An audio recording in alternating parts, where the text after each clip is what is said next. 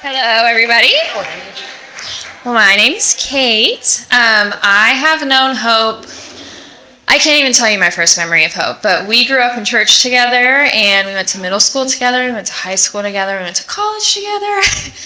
So I have a lot of content I could pull from to talk to you about today.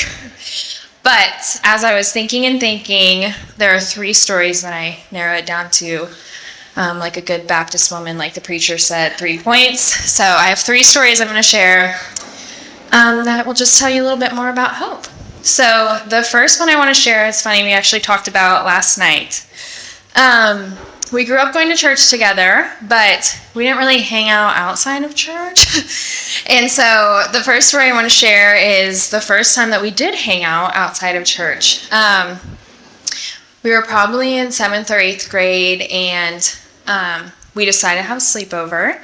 And, middle school is an awkward time. We're trying to figure out, are you on a sports team? What are you into, at that point? And I decided that I wanted to sing. It's kind of like an awkward thing to, ease into friendships, sports, you just join a team and you start going to games. And I remember coming over to Hope's house, and we just had we swam in our pool. We had an awesome day. And I had brought a ukulele, super random thing to bring to a sleepover. But it was the end of the day, and I remember we were just sitting in her room, and she was just so nice. And I was like, yeah, I think I might start singing, which was really weird to say. She's like, that's awesome. Sing me something. And so I should say that I have horrible stage fright. I don't know why I chose that, because I don't really like to get up in front of people right now. But I picked up my ukulele and I sang probably the worst song somebody honestly could ever hear. And I had finished, and she was just like, oh my gosh, that was so great. Can you teach me how to play the ukulele? And I was like, yeah, for sure. I got voice lessons later, but the point of that story is I just remember in that moment, it's the end of a long day, and Hope and I sat in a room with one another, and that was the first time that I ever encountered Hope, the encourager and supporter that she is. Flash forward to high school. Hope and I still were going to church together. And we had home groups every Wednesday night at my house, and we'd have a little lesson, and then we split off into guys and girls. And there's not a specific week that I can narrow in on, but every single week we would sit on the floor, and we would go around the room, each girl, and we would talk about Jesus, and we would talk about what he was doing in our lives, what we were learning. We would talk about the friends in our lives, the families in our lives. And each and every week, Hope just sat there, super vulnerable, super open. I didn't come to accept Jesus into the summer going into my senior year of high school. And looking back, I can really accredit night after night after night of Hope sitting on the floor, being vulnerable in front of groups of people, talking to me about Jesus, sharing her sin, letting us know that it was okay to not be perfect. And I know that that just really impacted and played into when I did come to accept Christ in my life. Fast forward to college, somehow we weaseled our way into living together. And not just in the same house, but we weaseled our way into sharing the same room. And so, again, there's not a specific night that I think I could really nail this down to, but for 2 or 3 years, Hope and I were not really friends that would text throughout the day and be like, how's it going? No, it just wasn't us. But, somebody would be in the room, and then somebody would mosey in after a long day, and we'd start getting ready for bed, and we'd start talking. And we get in bed and we turn the lights off, and we're both laying there and we're still talking. And then 45 minutes later, we're like, this is really weird that we're just, nothing, the lights are on. We'd sit back up, turn the lights back on, continue to talk. But even those nights, there are so many where we, again, just talked about Jesus and talked about sin and what was going on in our lives with our family and with our friends. And all that to say, all those nights together paint a picture of who Hope is, and paint a picture of the friend that she's been to me. I would do anything to go back and have one more night to just lay in the dark and talk to you about Jesus and what's going on in our lives. So Tanner, today I am passing off to you a woman who will lay with you at the end of every day in the dark, in the hardest moments of life, and who will talk to you about Jesus and confess him with you and laugh with you and cry with you and cheer you on in every aspect of life. So will you raise your glass for the Ligons?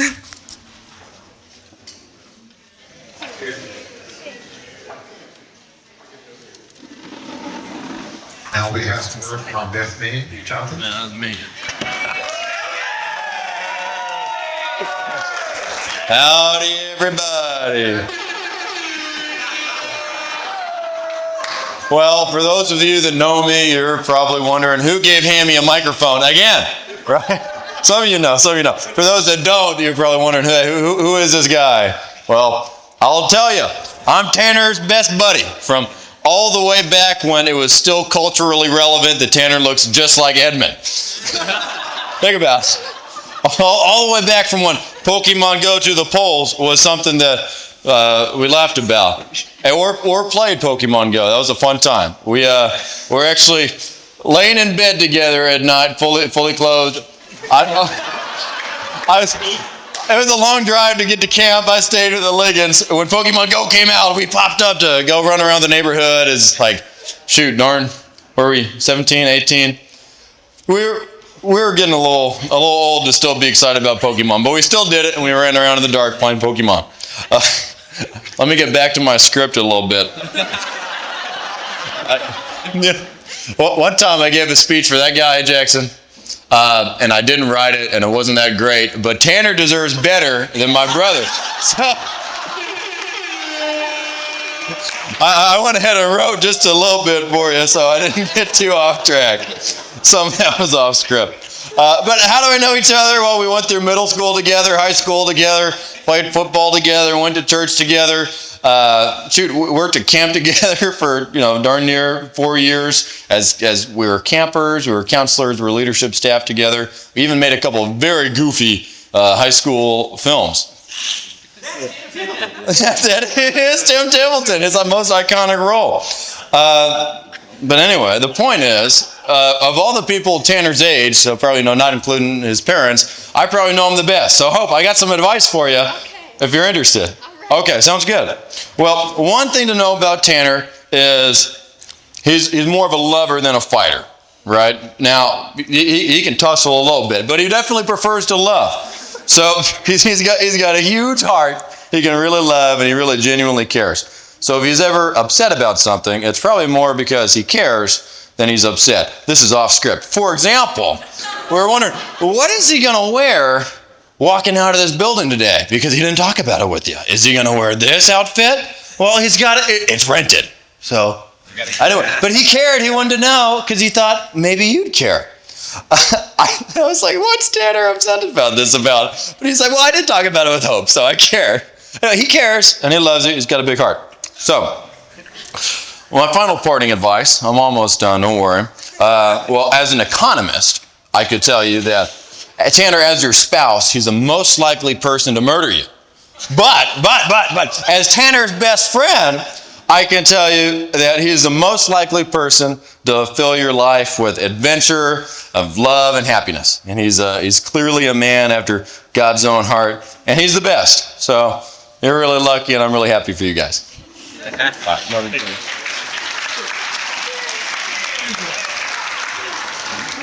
Cheers to that. Now intro to Father of the Bride.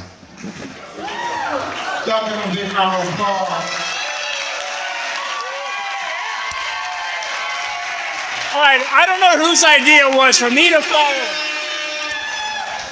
follow Hammy. I got to follow that. All right. Ooh. Well, thanks for everyone coming here tonight. I was telling Hope the other day that this doesn't just happen. This does not just happen. It's a matter of cultivating and pouring into people and having other people pour into you. everybody here is special to Hope and to Tanner, and we appreciate you guys being here. There's a lot of effort that went into tonight, but what I think I'm more appreciative of is the effort that they put in together. This is me. I cried the whole thing. The amount of time that they put into not just tonight, but the days after tonight into their actual marriage. The counseling they went to, the mentorship, the books that they're reading. We would hardly ever see Hope. So, oh, I got to go to my Bible study. Oh, I got to go to our counseling. Oh, I got to go do this with Tanner. I got to do this. But they're preparing for the future, which is the most important thing, other than just tonight. But with regard to Tanner, we didn't really know Tanner that well. It took us a while to figure out who this guy was. And we kind of figured out that he's got a family that's kind of like ours. They're tight. They enjoy being with one another. A lot of people don't like to be with their family, but they enjoy being with their family a lot, like ours. So it was kind of new for us to have someone that was kind of competing for our daughter. And we say, hey, what are y'all doing this week? Oh, we're going to the lake. Well, oh, that's great. We're going to the lake too. No, we're going to Lake Whitney. We're going to hang out at Baylor and go watch a Baylor game. Sick of it. Yeah, sick. And then my daughter decides to defect, and she's going to Baylor next year, so whatever. She says she's, okay, we'll see. Problem. But I knew it was kind of getting serious, and we didn't really know Tanner. We said, Hope, do you want to marry this guy? And she's like, I really want to marry him. I thought, okay, all right. Well, he's got to talk to mom and dad, because I can't handle this conversation. So he did. He made the appointment, got him on the schedule, and I thought it was going to be like a 10-minute deal. It was probably 2 hours. And after that time, we really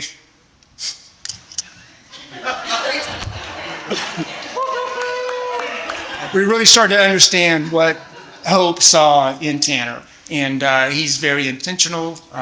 He said, I cherish Hope. I love Hope. I want to provide for Hope. And after that 2 hour, I wish I'd recorded, probably 2-hour conversation. And I was bawling every 5 minutes. We started to understand what Hope saw in Tanner. And we're like, okay, now we get it. Now we get it. So welcome to the family, Tanner. Hope.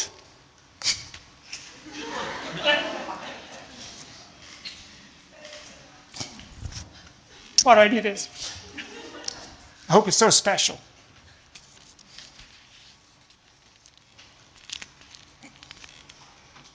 She made me a dad. She's appropriately named. She's optimistic. She's always looking for the good in things. She's always full of adventure, living life to the full. And when she was born, there were some issues. We weren't sure what was going to happen until she was actually born, if she was going to have some stuff that was happening or whatever. It was crazy. Genetic counseling, all that stuff. So we didn't know if she was going to be okay when she was born. And I just remember Dr. Fine, and she came out, set her in that little heat lamp. I just said, is she okay? He said, Tony, she's perfect. That kind of set the tone, because not that she's perfect. She's not perfect. She's bossy. She's not perfect. I don't know if you knew that, Tanner. Get ready. She's bossy. But she gives 100%. She gives 100% to her school. She gives 100% to sports. The banner, Erickson banner, district champions, basketball. Kylie. There we go, right. Captain of the Patriots, the DBU Patriots. Is that how you say it? Patriots. Yeah, DBU Patriots. Yeah. National champions, dance team. So she knows how to put 100% into things, but not just the temporal things, to the things that really matter. And she'll give 100% to the marriage. So you know that. What does it call it? You call it on script? Where are you? Hand me script? Okay, let me go back to scripture. I remember the 6th grade talent show. Remember that, Jenna, Kylie? Remember that? And one of their friends, because Hope was having the rituals, got to practice on this time. Okay, I even set up the mirrors in the garage so they could see themselves. And one of her friends says, Hope, why do you have to be perfect? Why can't you just be average? That is not my hope. My hope is not average. It's 100% for everything. One of the things I did here on Facebook, I'm a big Facebook guy, spend a lot of time on Facebook, is that by the time your child's 18, 85% of your conversations are over. You've already had 85% of your conversations with your daughter. So when Hope moved back in for a couple months, it was nice to help me kind of tweak that statistic a little bit and have some more conversations with her. So I'm going to miss those early morning coffees because Melissa doesn't get up early and she don't drink coffee. But I guess my advice to you guys is to, and you already do this, and you know this from Paul, but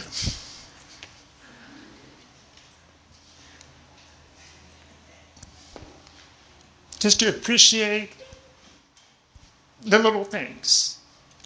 And don't be so focused on what the future is as far as, oh, one day we'll have a house. That's fine. You can think about that, but enjoy where you are now. Enjoy your little tiny 1-bedroom, 574 square foot apartment. And the pickleball right outside your door, because you're going to miss this, like Trey Atkins says, you're going to miss this. I did hear too, this is, I'm on the script, Amy, I got you. I'm on the script, that you'll never know when it's your last time to do something. That last time,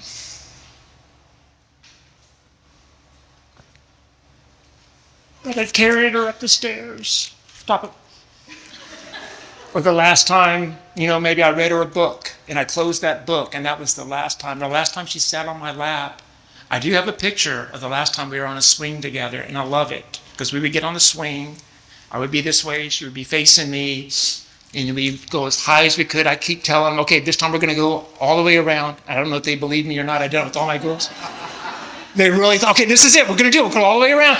Oh, almost. Okay, this time and Melissa snapped the picture. So I've got that one picture of our last time on the swings back there behind Erickson, and I love that. So enjoy being together. Enjoy those simple things. Not the big extravagant things, the simple things. A little apartment, going for a walk. I know kids, please just wait on the kids for a little bit. Just get to know each other. Enjoy going to a movie. Enjoy not having to pay $20 an hour for a babysitter. Just enjoy those moments with yourselves and the little things in life. But anyway, so I wish you guys all the success in the world. We love you. Welcome to our family. Kind of excited about being a Ligon family. They're really, I like that. Yeah. Now, Greg's a little bashful. Well, he's going to come out of that. I know. Okay. But anyway, so here's a toast. I don't have a drink. Where's the drink? To Hope and Tanner. Here we go. Yes. All right. To happiness. It took me a long time. Successful marriage. Exactly what he wants in writing. Thank you. The old husband is now small and before I All right. So now we party. What happens now?